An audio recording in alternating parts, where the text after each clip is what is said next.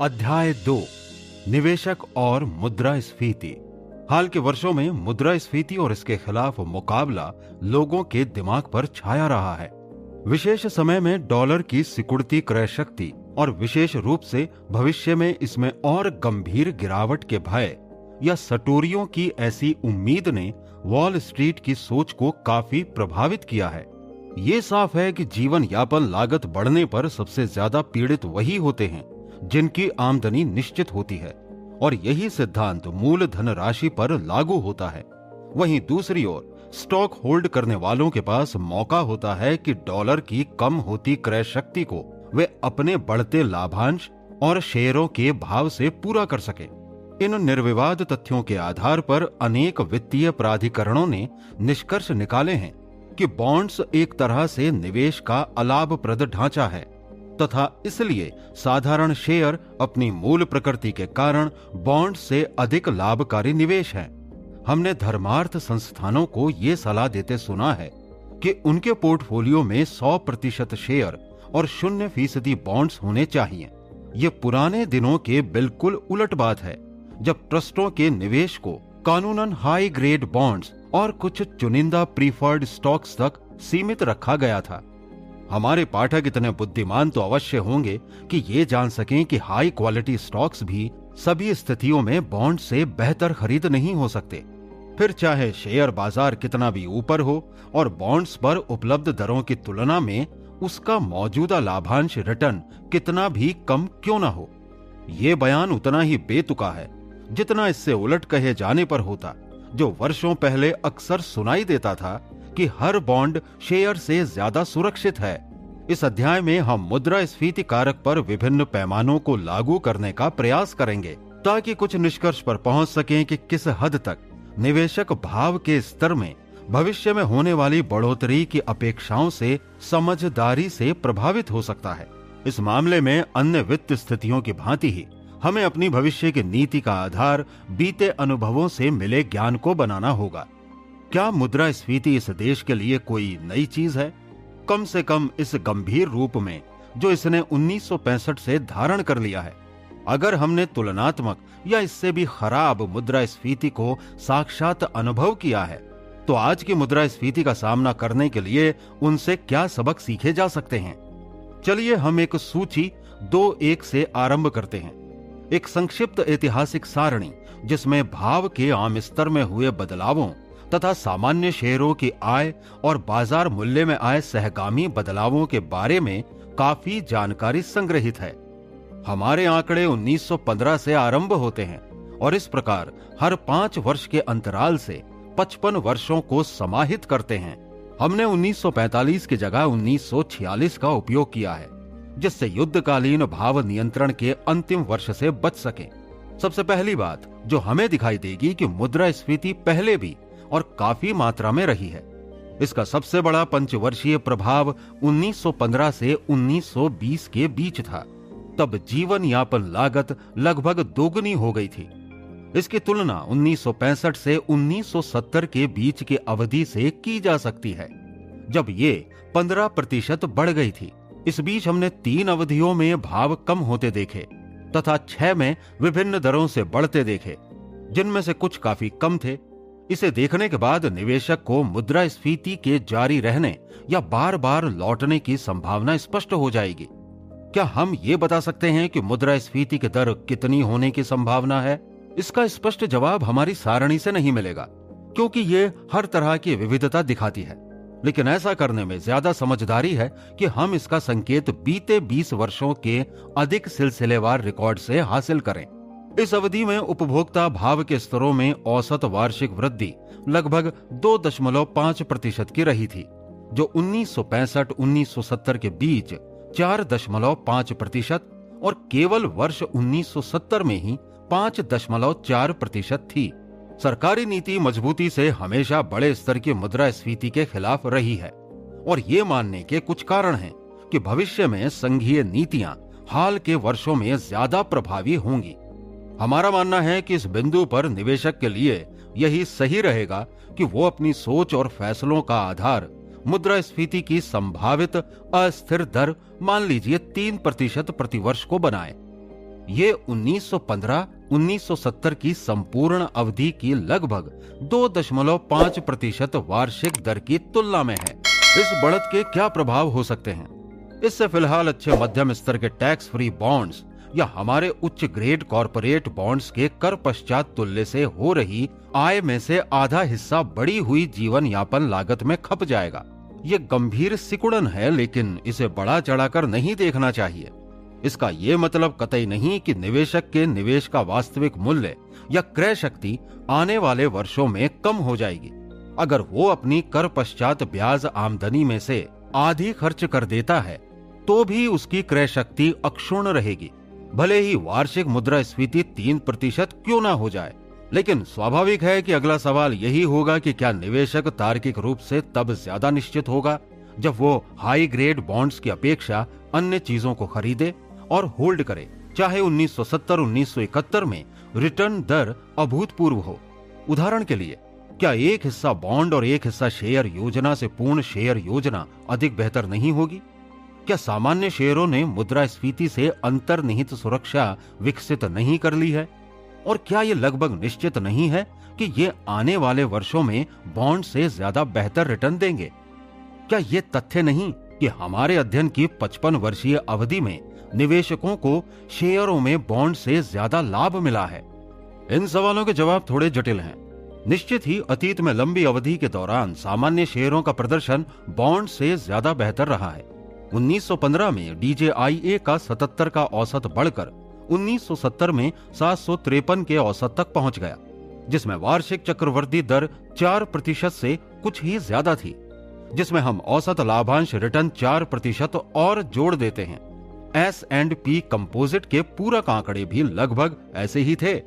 यह 8% प्रति वर्ष का संयुक्त आंकड़ा निश्चित रूप से इसी 55 वर्ष की अवधि में बॉन्ड से प्राप्त रिटर्न से कहीं बेहतर है, लेकिन ये उससे अधिक नहीं है जो फिलहाल हाई ग्रेड बॉन्ड्स में मिल रहे हैं। इससे हम अगले तार्किक प्रश्न पर पहुंचते हैं कि क्या ये मानने का कोई ठोस कारण है कि आगामी वर्षों में साधारण शेयर बीते 5.5 दशक से बेहतर प्रदर्शन कर सकेंगे? इस कठिन प्रश्न पर हमारा उत्तर स्पष्ट रूप से ना है। साधारण शेयरों का प्रदर्शन अतीत से बेहतर हो सकता है, लेकिन उनका ऐसा करना निश्चित नहीं है। हमें यहाँ निवेश परिणामों में दो भिन्न समय तत्वों से निपटना होगा। पहले में वे संभावनाएं हैं जो दीर्घावधिक भविष्य, मान लीजिए अगले 25 वर्षों में आती हैं। दूसरा, उसमें लागू होता है कि निवेशक के साथ वित्तीय और मानसिक रूप से कम या मध्यवर्ती अवधि, मान लीजिए 5 वर्ष या कम में क्या संभावित है। उसने जो किया है उसके प्रति उसकी मानसिक स्थिति, उसकी आशाएं और आकांक्षाएं, उसकी संतुष्टि या असंतोष, और सबसे बढ़कर आगे क्या करना है, ये सब निवेश के जीवन काल से नहीं बल्कि उसके वर्ष प्रति वर्ष के अनुभव से निर्धारित होते हैं। इस बिंदु पर हम स्पष्ट कर सकते हैं कि मुद्रास्फीति या अपस्फीति की परिस्थितियां तथा साधारण शेयरों की आमदनी और भाव की गति के बीच कोई निकट समय संबंध नहीं होता। इसका स्पष्ट उदाहरण 1966-1970 के बीच का काल है। जीवन यापन लागत में 22% की वृद्धि थी। 1946-1950 के बाद के 5 वर्षों में सबसे अधिक, लेकिन 1965 से ही शेयर आय और शेयरों के भाव दोनों ही उतार पर हैं। बीते 5 वर्ष की अवधियों में दोनों ही दिशाओं के रिकॉर्ड में एक जैसा विरोधाभास है। मुद्रास्फीति और कॉर्पोरेट आय, इस विषय पर एक अन्य और अत्यधिक महत्वपूर्ण नजरिया अमेरिकी कारोबार जगत द्वारा दर्शाए अर्निंग रेट ऑन कैपिटल यानी पूंजीगत आय दर का अध्ययन है। निसंदेह आर्थिक गतिविधियों की आमदर से इसमें भी अस्थिरता आई, लेकिन इसमें थोक कीमतों या जीवन यापन लागत में बढ़ोतरी का आम रुख नहीं दिखाई दिया। वास्तव में बीते 20 वर्षों में काल की मुद्रास्फीति के बावजूद इस दर में काफी गिरावट आई है। किसी सीमा तक इस गिरावट का कारण अधिक उदार अवमूल्यन दर लेना भी रहा है। अपने विस्तृत अध्ययन के बाद हम इस निष्कर्ष पर पहुंचे हैं कि निवेशक DJIA समूह की हालिया 5 वर्षीय दर पर अधिक भरोसा नहीं किया जा सकता, जो शेयरों से लगभग 10% शुद्ध बुक वैल्यू पीछे है। क्योंकि इन इशू की मार्केट वैल्यू इन्हीं बुक वैल्यू से काफी अधिक है। मान लीजिए मध्य 1971 में 900 मार्केट वैल्यू और 560 बुक वैल्यू, चालू बाजार भाव आय केवल 6.25% है। ऐसा रिश्ता आमतौर पर रिवर्स या समयबद्ध आय शैली में दिखता है। उदाहरण के लिए DJIA का 900 का भाव जून 1971 में समाप्त हुए 12 महीनों में वास्तविक आय की तुलना में 18 गुना हो गया। हमारे आंकड़े पिछले अध्याय में दिए सुझावों के अनुरूप हैं कि निवेशक अपने शेयरों से बाजार मूल्य पर लगभग 3.5% के औसत लाभांश रिटर्न और उसके साथ ही मुनाफे को पुनः निवेशित करने के परिणाम स्वरूप मान लीजिए 4% वार्षिक की वृद्धि की कल्पना करें। ध्यान रहे, यहाँ बुक वैल्यू में जुड़े हर डॉलर से बाजार भाव में $1.60 की वृद्धि का अनुमान लगाया गया है। पाठक आपत्ति कर सकते हैं कि हमारी अंतिम गणना में अनुमानित 3% वार्षिक मुद्रास्फीति से प्राप्त परिणामों में साधारण शेयरों से आय और मूल्यों के बढ़ने को स्थान नहीं दिया गया है।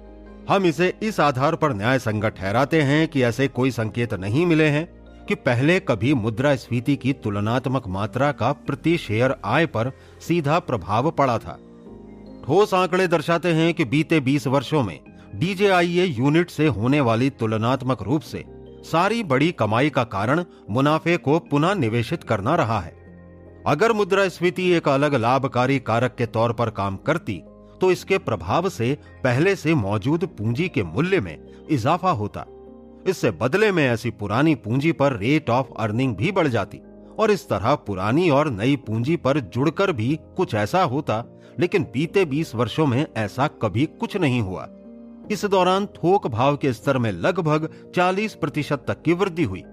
व्यवसाय आय को उपभोक्ता भाव से ज्यादा थोक भाव प्रभावित करते हैं। मुद्रास्फीति से साधारण शेयरों का मूल्य केवल एक तरह से बढ़ सकता है, अगर पूंजी निवेश की रेट ऑफ अर्निंग बढ़ जाए। अगर बीते रिकॉर्ड देखें तो ऐसा आज तक कभी नहीं हुआ है। पिछले आर्थिक चक्रों में अच्छे व्यवसाय में भाव के स्तर बढ़े और खराब व्यवसाय में भाव गिरे। आमतौर पर माना जाता था कि थोड़ी सी मुद्रास्फीति व्यावसायिक मुनाफे की मददगार होती है। ये नजरिया 1950-1970 के इतिहास का विरोधाभासी नहीं है, जो आम समृद्धि और आम भाव वृद्धि के बीच के रिश्ते को उजागर करता है। लेकिन आंकड़े संकेत देते हैं कि इन सब का साधारण शेयर पूंजी यानी कि इक्विटी कैपिटल की किसी भी तरह की अर्जन शक्ति पर प्रभाव सीमित ही रहा है, बल्कि ये तो निवेश से होने वाली आय को बनाए रखने में भी सहायक नहीं होती। साफ है कि ऐसे कुछ अहम विरोधी कारक हैं जिन्होंने समूची अमेरिकी कॉरपोरेशन की वास्तविक लाभप्रदता को रोक रखा है। संभवतः इनमें सबसे अहम है, नंबर 1, उत्पादकता वृद्धि से मजदूरी दर में अधिक वृद्धि होना, और नंबर 2, बड़ी मात्रा में नई पूंजी की आवश्यकता, जिस कारण प्रयुक्त पूंजी और विक्रय का अनुपात सीमित रहता है। हमारी सूची 2-2 के आंकड़े बताते हैं कि अब तक मुद्रास्फीति से हमारे कॉरपोरेशन और शेयर धारकों को फायदा ही हुआ है, जबकि इसके प्रभाव सर्वथा उलट रहे हैं। हमारी सूची के सबसे ज्यादा हैरान कर देने वाले आंकड़े वर्ष 1950 से 1969 के बीच कॉरपोरेट कर्ज की वृद्धि के हैं। ये हैरानी की बात है कि इस घटनाक्रम पर हमारे अर्थशास्त्रियों तथा वॉल स्ट्रीट ने कितना कम ध्यान दिया है। कॉरपोरेशन के कर्ज में लगभग 5 गुना वृद्धि हुई है, जबकि इनका टैक्स पूर्व मुनाफा 2 गुने से कुछ ही अधिक हुआ है। इस अवधि में ब्याज की दरें बढ़ने से ये स्पष्ट है कि कॉरपोरेट का कुल कर्ज बड़ा प्रतिकूल आर्थिक कारक और कुछ निजी उद्यमों के लिए वास्तविक समस्या बन गया है। ध्यान दें कि 1950 में ब्याज पश्चात लेकिन टैक्स पूर्व शुद्ध आय कॉरपोरेट कर्ज की लगभग 30% थी, जबकि 1969 में यह कर्ज की केवल 13.2% ही थी। 1970 का अनुपात निश्चित ही और भी कम संतोषजनक रहा होगा। कुल मिलाकर ऐसा लगता है कि समूची कॉरपोरेट इक्विटी पर अर्जित की जा रही 11% आमदनी का अधिकांश हिस्सा नए कर्ज की बड़ी रकम के इस्तेमाल से अर्जित किया जाता है, जिसकी लागत टैक्स क्रेडिट पश्चात 4% या उससे कम होती है। अगर हमारी कॉरपोरेशन ने 1950 के कर्ज अनुपात को कायम रखा होता तो शेयर पूंजी पर उनकी अर्निंग रेट मुद्रास्फीति के बावजूद और भी कम होती। शेयर बाजार का मानना है कि सार्वजनिक उपयोगिता उद्यम मुद्रास्फीति के सबसे बड़े शिकार रहे हैं। वे धन उधार लेने की लागत बढ़ने तथा नियामक प्रक्रिया के तहत ली जाने वाली दरों को बढ़ाने की समस्या के बीच फंस जाते हैं। लेकिन यहां हम ये तथ्य बताना चाहेंगे कि बिजली, गैस और टेलीफोन सेवाओं की इकाई लागतों में वृद्धि आम भाव सूचकांक से इतनी कम होती है कि इन कंपनियों की भविष्य की रणनीतिक स्थिति मजबूत रहती है। इन्हें कानूनन अधिकार इससे मिला होता है कि ये अपनी निवेशित पूंजी पर समुचित रिटर्न के लिए प्रभार दर अनुकूल रख सकें और इसी से भविष्य में इनके शेयर धारकों को संभावित सुरक्षा मिलती है, जैसी अतीत में मुद्रास्फीति से मिलती रही है।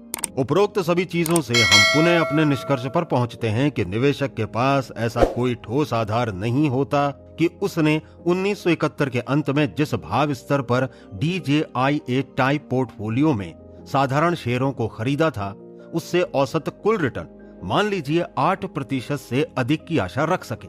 लेकिन यदि ये आशा भी बड़ी धनराशि से लगाई जा सकती है, तो भी सभी शेयर निवेश प्रोग्राम को सर्वश्रेष्ठ नहीं कहा जा सकता। भविष्य के लिए अगर कुछ निश्चित है तो वो ये है कि शेयर पोर्टफोलियो में आय तथा औसत वार्षिक ब्याज मूल्य 4% या ऐसी किसी भी मात्रा में समान दर से नहीं बढ़ेंगे। JP मॉर्गन सीनियर के यादगार शब्दों में कहें तो वे अस्थिर होंगे ही। इसका मतलब हुआ आज या कल के भाव वाले साधारण शेयर क्रेता को वास्तव में अब से अधिक असंतोषजनक परिणामों का जोखिम होगा। जनरल इलेक्ट्रिक और खुद DJIA को 1929-1932 गिरावट से खोई जमीन पाने में 25 साल लग गए। इसके अतिरिक्त अगर निवेशक अपने पोर्टफोलियो को केवल साधारण शेयरों तक सीमित रखता है तो उसके अत्यधिक बढ़त या निराशाजनक गिरावट में से किसी के भी कारण गुमराह होने की संभावना है। यह विशेष रूप से तब सत्य होगा जब इस कारण को आगामी मुद्रास्फीति की आशा का बल मिल जाए। तब अगर बाजार में फिर से तेजी आई तो वो इस बड़ी वृद्धि को अनिवार्य गिरावट के खतरे का संकेत नहीं मानेगा, न ही वो अपने शानदार मुनाफे को भुनाएगा, बल्कि अनुमानित मुद्रास्फीति का प्रमाण मानेगा और इस कारण साधारण शेयर खरीदेगा, भले ही वे बाजार स्तर से कितने भी ज्यादा हों या उनमें लाभांश रिटर्न कितना भी कम क्यों ना हो। और यही दुख का कारण बनता है। मुद्रास्फीति से बचाव के तौर पर साधारण शेयरों के विकल्प दुनिया भर में अपनी मुद्रा पर विश्वास न रखने वाले लोगों की मानक नीति सोना खरीद कर इसे अपने पास रखने की होती है। सौभाग्य से 1935 से ही ये अमेरिकी नागरिकों के लिए कानून के खिलाफ है। बीते 35 वर्ष में खुले बाजार में सोने का भाव 1972 की शुरुआत तक $35 प्रति औंस से लेकर $48 प्रति औंस तक बढ़ा है, जो मात्र 35% की वृद्धि है। लेकिन इस पूरे वक्त सोने के मालिक को इस पूंजी से कोई रिटर्न आय नहीं हुई, बल्कि इसके भंडारण पर वार्षिक व्यय अवश्य हुआ। सामान्य कीमतों के स्तर में बढ़ोतरी के बावजूद यदि वो इस धन को बचत खाते में ब्याज पर रखता तो बेहतर होता। डॉलर की क्रय शक्ति में कमी से सुरक्षा देने में सोने की लगभग पूर्ण विफलता उस आम निवेशक की क्षमता पर गंभीर संदेह उत्पन्न करती है जो धन को चीजों में लगाकर अपने को मुद्रास्फीति से बचाता है। कुछ ऐसी महंगी वस्तुएं भी होती हैं जिनका बाजार मूल्य कुछ वर्षों में काफी बढ़ जाता है, जैसे हीरे, माहिर कलाकारों के बनाए चित्र, पुस्तकों के पहले संस्करण, दुर्लभ डाक टिकट और सिक्के इत्यादि। लेकिन इनमें से अनेक बल्कि अधिकांश के साथ मांगी गई कीमत के कृत्रिम या संदिग्ध या नकली होने की संभावना रहती है। निश्चित ही ये सोचना कठिन है कि 1804 के US सिल्वर डॉलर, जो उस वर्ष छपा भी ना हुआ होगा, उसके लिए बतौर निवेश परिचालन $67,500 दिए जाए। हम इस विषय में गहन जानकारी ना होने को स्वीकारते हैं। हमारे बहुत कम पाठकों के लिए ये क्षेत्र सुरक्षित और सहज होगा। रियल एस्टेट के स्वामित्व को अच्छा दीर्घावधिक निवेश माना जाता रहा है, जिसमें मुद्रास्फीति से सुरक्षा भी अच्छी मात्रा में होती है। दुर्भाग्य से रियल एस्टेट के मूल्यों में भी भारी अस्थिरता होती है। लोकेशन, चुकाई कीमत आदि में काफी गंभीर गलतियां हो जाती। विक्रेताओं के छल कपट तो हैं ही। अंत में कहना चाहेंगे कि सीमित पूंजी वाले निवेशकों के लिए विविधीकरण व्यवहारिक नहीं है। दूसरों के साथ विभिन्न प्रकार की भागीदारी को छोड़कर और विशेष खतरों के साथ जो नए फ्लोटेशन से जुड़े होते हैं, ये सामान्य स्टॉक स्वामित्व से बहुत अलग नहीं होते। ये भी हमारे क्षेत्र में नहीं आता। हम तो निवेशक से बस यही कह सकते हैं, इसे करने से पहले सुनिश्चित करें कि आप इसे समझते हैं। निष्कर्ष: स्वाभाविक है कि हम पुनः उसी नीति पर चलते हैं जिसे हमने पिछले अध्याय में सुझाया था।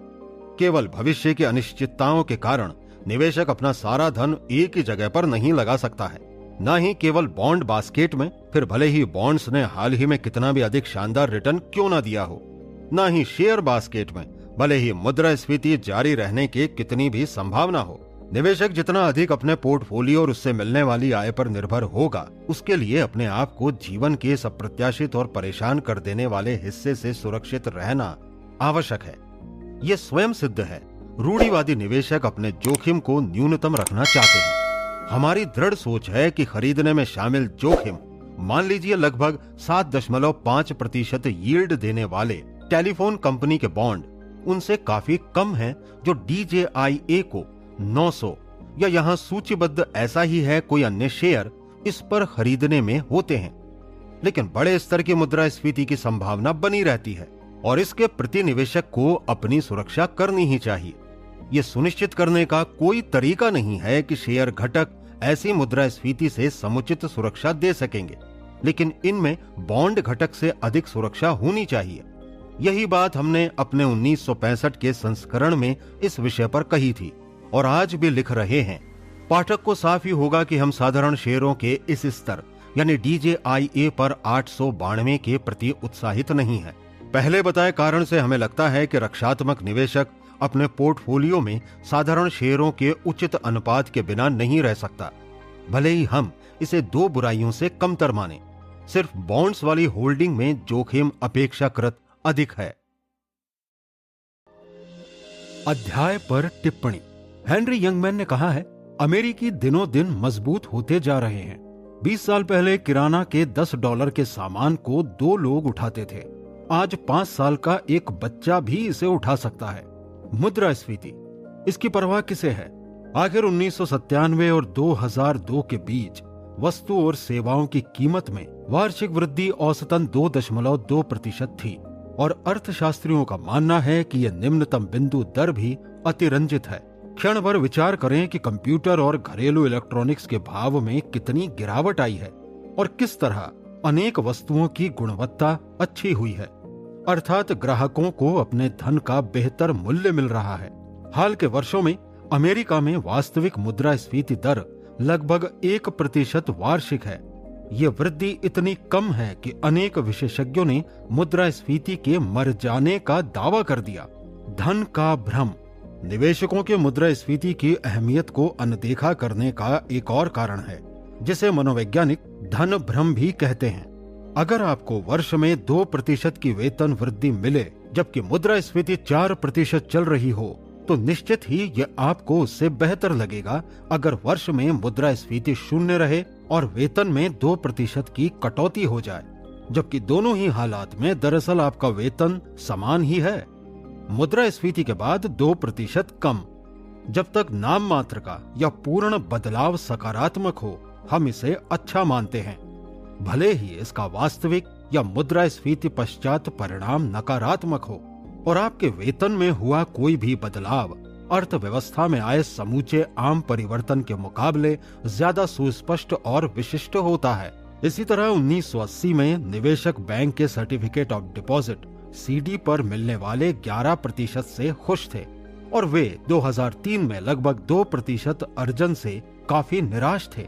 भले ही बीते वक्त में मुद्रास्फीति में वे धन खो रहे थे, जबकि अब वो मुद्रास्फीति के बराबर है। हमें जो नाम मात्र की दर मिलती है बैंक के विज्ञापनों और उसकी खिड़कियों पर लिखी रहती है, जहां अंक अधिक हों तो हमें अच्छा लगता है, लेकिन मुद्रास्फीति गुप्त रूप से इसे घटा देती है। मुद्रास्फीति पर असर विज्ञापनों पर नहीं बल्कि हमारी संपत्ति पर होता है। यही कारण है कि मुद्रास्फीति की इतनी सहज ही अनदेखी हो जाती है और इसी कारण निवेश में सफलता के पैमाने में ये अहम नहीं होता कि आप कितना पा रहे हैं, बल्कि मुद्रास्फीति के बाद आपके पास कितना बच रहा है। और भी बुनियादी बात यह है कि इंटेलिजेंट इन्वेस्टर को अप्रत्याशित और अनपेक्षित को लेकर हमेशा सावधान रहना चाहिए। मुद्रास्फीति के जीवित होने पर यकीन करने के 3 अच्छे कारण हैं। नंबर 1, हाल ही 1973-1982 के दौरान अमेरिका अपने इतिहास की सबसे कष्टकारी मुद्रास्फीति से गुजरा। जैसा कि कंज्यूमर प्राइस इंडेक्स ने आकलन किया, इस अवधि के दौरान भाव दोगुने से भी ज्यादा हो गए थे, जो लगभग 9% की वार्षिक दर तक बढ़ गए थे। 1979 में ही मुद्रास्फीति 13.3% हो गई थी, जिससे अर्थव्यवस्था पंगु हो गई और जिसे स्टैगफ्लेशन नाम से जाना गया। और इससे अनेक टीकाकारों ने सवाल उठाए कि क्या अमेरिका वैश्विक बाजार में मुकाबला कर सकेगा। 1973 के आरंभ में जिन वस्तुओं और सेवाओं का भाव $100 था, 1982 के अंत तक वो $230 की हो गई थी, जिससे $1 का मूल्य सिकुड़कर 45 सेंट से भी कम हो गया था। इस स्थिति से गुजरने वाला कोई भी व्यक्ति संपत्ति के ऐसे विनाश पर मजाक नहीं करेगा। कोई भी समझदार व्यक्ति इस जोखिम के प्रति सुरक्षित रहने में चूक नहीं करेगा, क्यों ये वापस लौट सकता है। नंबर 2, 1960 से दुनिया भर के बाजार आधारित देशों का 69% हिस्सा कम से कम 1 वर्ष तक त्रस्त रहा है, जिससे मुद्रास्फीति की वार्षिक दर 25% या ज्यादा तक पहुंच गई थी। मुद्रास्फीति की उन अवधियों ने निवेशकों की क्रय शक्ति को औसतन 53% तक नष्ट कर दिया था। ये मूर्खता ही होगी अगर हम ये सोचें कि अमेरिका इस तरह के विनाश से किसी तरह बच सकता है। लेकिन अगर हम ये सोचते हैं कि ऐसा फिर कभी नहीं होगा, तो हम उससे भी बड़े मूर्ख होंगे। नंबर 3, बढ़ते दामों से अंकल सैम को डॉलर्स में उधार चुकाने का मौका मिला, जो मुद्रास्फीति के कारण सस्ते हो गए थे। मुद्रास्फीति का संपूर्ण निर्मूलन नियमित रूप से धन उधार लेने वाली किसी भी अर्थव्यवस्था के आत्महित के खिलाफ है। आधा बचाव। तो फिर इंटेलिजेंट इन्वेस्टर मुद्रास्फीति से बचने के लिए क्या कर सकता है? इसका मानक जवाब है शेयर खरीदना। लेकिन यह पूरी तरह से सच नहीं है, जैसे कि आमतौर पर दिए जाने वाले जवाब अक्सर होते हैं। 1926 से 2002 तक, जैसा कि आप देख सकते हैं कि जिन भी वर्षों में उपभोक्ता वस्तुओं और सेवाओं के दाम कम हुए, तो शेयरों से रिटर्न भी खराब रहे, जिसमें बाजार मूल्य में 43% की कमी आई। जब मुद्रास्फीति 6% से ऊपर गई, तब शेयर भी डूब गए। शेयर बाजार ने 14 वर्षों में से 8 में नुकसान उठाया, जिनमें मुद्रास्फीति 6% से ज्यादा थी। इन 14 वर्षों का औसत रिटर्न मात्र 2.6% था। जहां थोड़ी मुद्रास्फीति से कंपनियों को अपने कच्चे माल की बड़ी लागत को ग्राहकों पर डालने का मौका मिल जाता है, वहीं अधिक मुद्रास्फीति से विनाश होता है, जिससे उपभोक्ताओं में मजबूरन अपनी खरीद में कटौती करनी पड़ती है और पूरी अर्थव्यवस्था में मंदी दिखने लगती है। ऐतिहासिक प्रमाण साफ है। 1926 में शुद्ध शेयर बाजार डेटा के आने के साथ ही इसमें 64 पंचवर्षीय अवधियां शामिल रही हैं, अर्थात 1926 से 1930, 1927 से 1931 तक, 1928 से 1932 और इसके बाद 1998 से 2002 तक। इन 64 में से 50 पंचवर्षीय अवधियों में या पूरे समय का 78% में शेयरों के भाव मुद्रास्फीति से ज्यादा रहे। यह प्रभावशाली लेकिन अपूर्ण है। इसका मतलब हुआ कि लगभग हर 5 में से एक बार शेयर मुद्रास्फीति का मुकाबला करने में विफल रहे। बचने के 2 लघु नाम। सौभाग्यवश आप मुद्रास्फीति से बचने के लिए शेयरों के अलावा भी किसी चीज का उपयोग कर सकते हैं। जैसा कि ग्राहम ने अंत में लिखा है कि निवेशकों के लिए मुद्रास्फीति के खिलाफ 2 योद्धा हमेशा मौजूद रहे हैं। REIT यानी कि रीट्स या रियल एस्टेट इन्वेस्टमेंट ट्रस्ट। ये ऐसी कंपनियां हैं जो व्यावसायिक और आवासीय संपत्तियों की स्वामी होती हैं और इनसे किराया वसूल करती हैं। रियल एस्टेट म्यूचुअल फंड के साथ मिलकर REIT मुद्रास्फीति से जमकर टक्कर लेती हैं। इनमें सबसे अच्छा वैनगार्ड REIT इंडेक्स फंड है। अन्य अपेक्षाकृत कम कीमत वाले विकल्पों में Cohen and Steers realty shares, Columbia real estate equity fund और Fidelity real estate investment fund मौजूद है। यद्यपि REIT फंड मुद्रास्फीति से लड़ने में पूर्ण सुरक्षित नहीं है, लेकिन दीर्घावधि में इससे आपको अपने कुल रिटर्न को बाधित किए बिना क्रय शक्ति में पतन के प्रति सुरक्षा मिल जाती है। TIPS यानी कि ट्रेजरी इन्फ्लेशन प्रोटेक्टेड सिक्योरिटीज, ये अमेरिकी सरकार के बॉन्ड है। इन्हें सबसे पहले 1997 में जारी किया गया, जिनका मूल्य मुद्रास्फीति बढ़ने के साथ स्वतः ही बढ़ जाता है। इनके पीछे अमेरिका का पूरा भरोसा और साख होने के कारण सभी ट्रेजरी बॉन्ड्स स्वतः ही सुरक्षित हो जाते हैं, यानी कि ब्याज भुगतान के मामलों में।